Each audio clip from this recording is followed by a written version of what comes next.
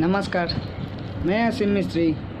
आज हमारे home stone education school पे नहीं, हमारे भारत देश के 120 करोड़ आम जनता को हमारे रियल लाइफ जर्नी सक्सेस ज्ञान मैथमेटिक्स क्लास पे स्वागत करते हैं। अभी जो मैंने कहा इसका जो मतलब है, अगर किसी को जानना है तो वो मेरे पास आके जान सकते हैं। और आज का मेरा जो मैथमेटिक्स है वो हमारे पश्चिम बंगाल के पॉलिटिशियन के ऊपर आधारित है, और ख़ास करके पश्चिम बंगाल के 120 करोड़ उन आम जनता लोगों को स्वागत करते हैं जो लोग हाल ही में पॉलिटिशियन में अपना नाम दाखिल कराए हैं या कुछ साल पहले दाखिल किए हैं। क्या हमारे भारत देश के पूरे मानव जाति को पता है कि ये पॉलिटिशियन है क्या, ये राजनीति है क्या?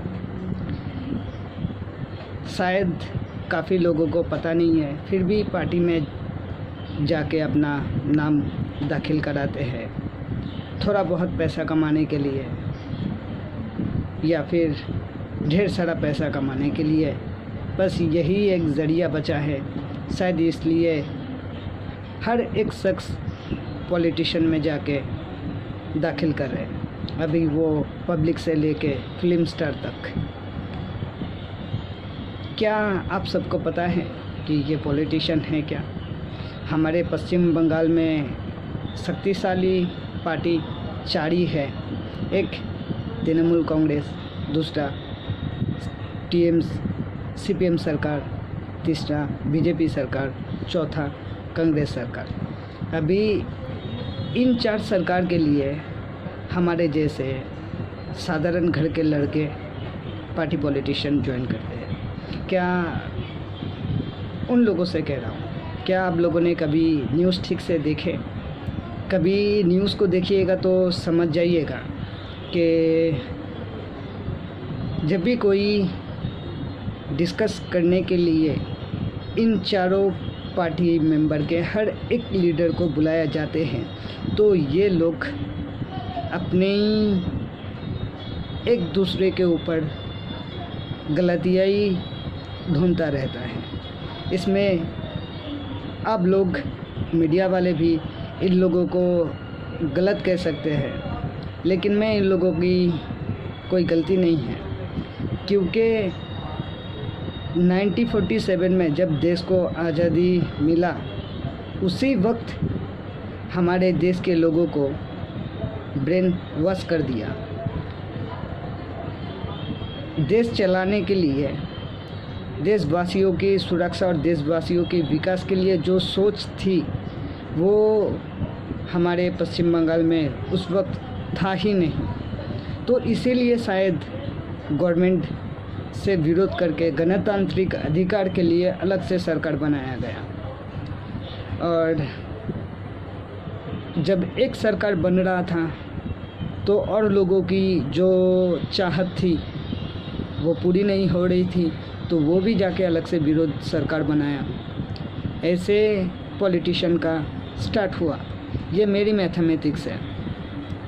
और मेरे कुछ पढ़े लिखे दोस्त लोग शायद ये कह सकते हैं कि ये लड़का क्या बोलेगा, ये एक अनएडुकेट है। हो सकता है आप जैसे ग्रेजुएशन की डिग्री शायद हमारे पास नहीं है, लेकिन इंडियन लीडरशिप से कौशिक महापात्रो सर ने मुझे प्राउडली फाउंडेशन ऑफ कोचिंग की ये सर्टिफिकेट दिए हैं। एक नहीं दो है, एक 2021 का है और एक 2022 का ही है।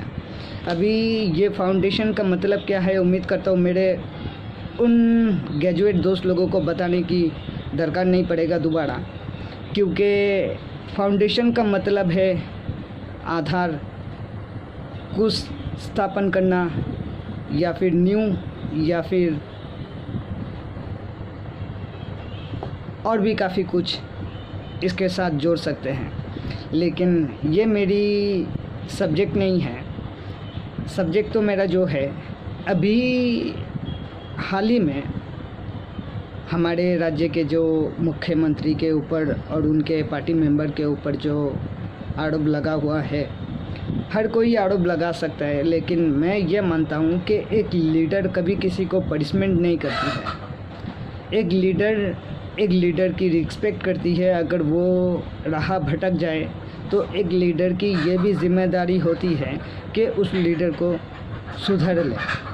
लेकिन ये राजनीति बुरी चीज़ नहीं है, लेकिन इस राजनीति के अंदर ही कुछ लोग ऐसे मिले हुए हैं, जैसे हमारे राज्य के मुख्यमंत्री को शायद पता नहीं है, जब 2011 में आपकी सरकार बनने वाला था, ये जब हर किसी को पता लग गया, उसी वक्त आपकी विरोधी पार्टी आपके पार्टी में शामिल कर दिए अपने लोग, और कुछ लोगों को आपने खुद ही अपने पार्टी में जगह दे दी है। अभी ये जो हमारे राज्य में कैला पचार या फिर बाली पचार या फिर गाय पचार, जितने भी सारे क्राइम हुए, क्या ये हमारे राज्य के मुख्यमंत्री जी ने खुद किए? नहीं किए, कि दूसरे लोग बस एक सरकार चलाने के लिए काफ़ी लोगों की बात सुनना पड़ता है। वैसे ही हमारे राज्य के मुख्यमंत्री जी ने भी सुना, तो किसी का पास इतने सारे वोट है, अगर राज्य के मुख्यमंत्री उसकी बात नहीं माने गई तो काफ़ी सारा वोट बैंक हमारे राज्य के मुख्यमंत्री जी के सरकार से अलग हो जाएगा। तो इसी के चलते काफ़ी कुछ सेक्रीफाइस करना पड़ता है। तो इसके लिए अगर कोई अपराधी होता है तो हर कोई अपराधी है मेरी नज़र में, क्योंकि अगर चाय में दूध के जगह अगर पानी मिलाया जाए तो क्या ये क्राइम नहीं है? तो काफ़ी कुछ बस हम हमारे राज्य के सरकार से और हमारे पूरे भारत देशवासी से एक बात कहना चाहते हैं कि यहाँ तक तो YouTube में काफ़ी सारे और भी वीडियो देखते हैं, अभी तो सिर्फ देख पाते, किसी के वीडियो के ऊपर कोई कमेंट नहीं कर पाएंगे, क्योंकि मेरा ब्लॉक किया हुआ है कमेंट का ऑप्शन। और मैं ये वीडियो जो कर रहा हूँ, ये चाहता था तो मैं लाइव करने के लिए, चाहे YouTube पे हो या फेसबुक पे हो, लाइव ही करना चाहता था, लेकिन मेरे फ़ोन पे काफ़ी सारे हैकर भी मौजूद है जो मुझे लाइव कुछ करने नहीं देते हैं। और जब से मैंने हमारे YouTube चैनल पर एलन मस्क सर के बारे में सुना कि वो मंगल ग्रह पर इंसान को बसाना चाहते हैं, और हम हमारे भारत देश के हर एक बिजनेसमैन से पूछना चाहते हैं, जो लोग मार्केट में नया नया प्रोडक्ट लाके बेचते हैं, क्या हमारे पश्चिम बंगाल में ऐसा कोई बिजनेसमैन है जो मुझे ये पूरा धरती और आसमान बेच दे? बदले में उनको कितना पैसा देना पड़ेगा, कैश देना पड़ेगा या फिर पैसे के अलावा कुछ और दूँ, तो उससे भी वो मुझे ये धरती और पूरा आसमान मुझे सौंप दे, और आप सब शांति से रहो बिना खून बहा है। और मुझे पता है कि एक आम इंसान को ज़िंदगी जीने के लिए बस अपने सर के ऊपर छत, पेट को पालने के लिए, खाने के लिए घर का सामान, उसके बदले पैसा, पैसे के बदले जॉब, बस यही सब चीज़ दरकार होती है आम इंसानों लोगों को। क्या किसी आम इंसान को ये मिला?